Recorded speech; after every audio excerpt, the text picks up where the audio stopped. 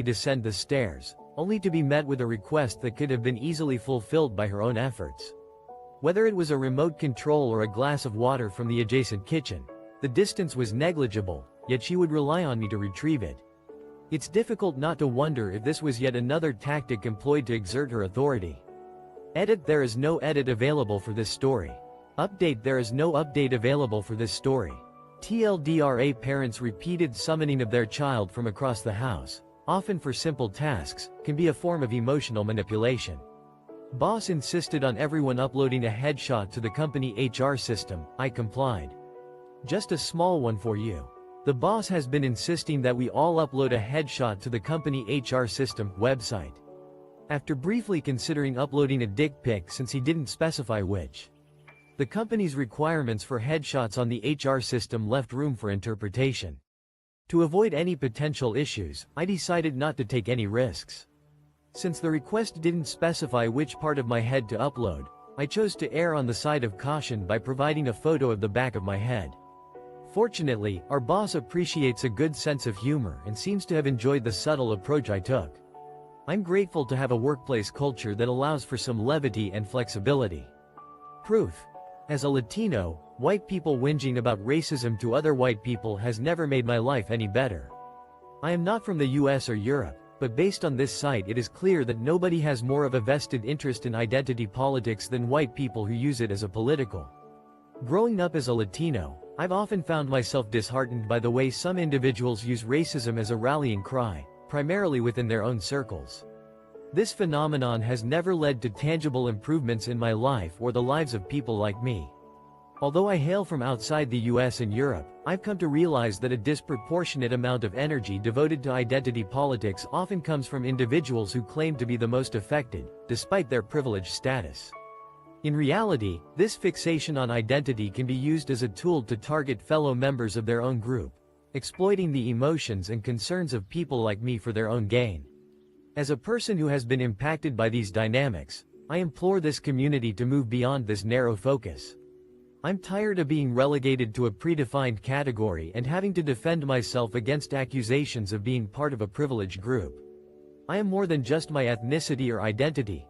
I am a complex individual deserving of respect and understanding. Edit: no edits have been made to this response. Update: no updates have been made to this response. TLDR: a Latino individual expresses frustration with the way some people, particularly those in positions of privilege, use identity politics to target their own group, rather than addressing the real conceiving a child for a lesbian couple. Not artificial insemination but in-person sex, Illinois, in an odd situation. A friend of mine who is non-binary but born a female wants me to conceive a child with their fiancé, who is a female.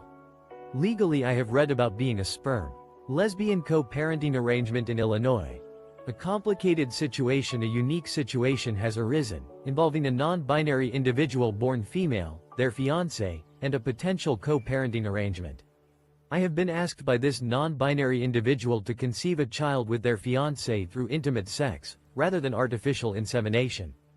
The couple resides in Illinois but intends to conceive in Ohio, where I also reside. As I have researched the laws surrounding sperm donation and waiving parental rights in Illinois, I am uncertain about the specific implications of in-person conception. The non-binary individual's fiancé is willing to sign any necessary waivers, and the couple is unmarried but engaged. However, I am unsure if the engaged status affects the situation, as both parties are consenting. Given the complexity of this arrangement, I would appreciate any guidance or advice from those familiar with Illinois family law and co-parenting regulations. Specifically, I need to understand how the laws regarding sperm donation and waiving rights apply to in-person conception, as well as any other relevant factors to consider in this unique situation. Edit: no additional information has been provided at this time. Update: no further updates are available. TLDR: a non-binary individual born female and their fiancé stole about $20,000 from my father about 7 years ago. My father molested me all my childhood. When I went away for college, he got arrested for the same thing but to his stepson. When he was arrested, he made me his POA. Why? I don't know, sicko. His retirement was paid out.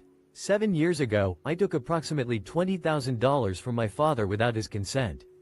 This decision was a culmination of a long history of emotional trauma inflicted upon me by my father during my childhood. As I grew older, the abuse continued until I left for college. It was there that my father's behavior caught up with him, as he was arrested and charged with similar crimes against his stepson. At the time of his arrest, I found myself named as his power of attorney, POA. I am still unsure why he chose to do so, but it has become clear that this decision was a twisted move on his part. My father had a retirement fund, which his employer paid out to me after he left the company. The funds were intended to be used for his living expenses, commissary, and ultimately set aside for when he was released from prison. However, I chose to cut ties with him and use the money to pay off my college debts instead. A few years after my father's release from prison, he lost his citizenship and was subsequently deported to Mexico. To this day, I have no information on his current whereabouts.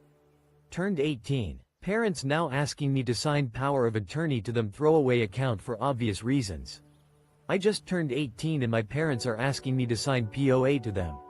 I know POA is typically used for elderly people who are no longer capable of managing their assets, so reaching adulthood and a sensitive request from parents, I created this account for discretion. Having recently turned 18, my parents have been asking me to grant them power of attorney. The concept of power of attorney is typically associated with elderly individuals who require assistance with managing their assets due to declining health. The request is raising significant concerns for me, and I'm seeking clarification on this matter. They explained that the primary intention behind this request is to ensure they can make informed decisions regarding any potential medical procedures if I were to become hospitalized during my college years. However, I'm unsure about the implications of granting them power of attorney, and I'm seeking advice on what I should consider before making an informed decision. Edit: I will continue to update this thread with any new information I gather. Update: I'd like to provide more context. My parents have been involved in my life decisions throughout my childhood and teenage years, and it's been their style to be very involved in my life. This power of attorney request feels like the next step in their involvement, but I'm unsure if it's necessary or healthy. TLDR: I'm seeking advice on power of attorney and its implications, particularly in a situation where a parent is asking an adult child to grant. We escaped. Mill doesn't care, so we escaped from toxic family. We moved clear across the country by ourselves. Spouse, self, and 2 young children.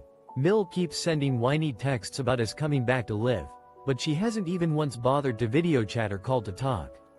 Breaking free from a toxic past, we finally managed to distance ourselves from our toxic family and start fresh in a new location. My spouse, our 2 young children, and I relocated to the other side of the country.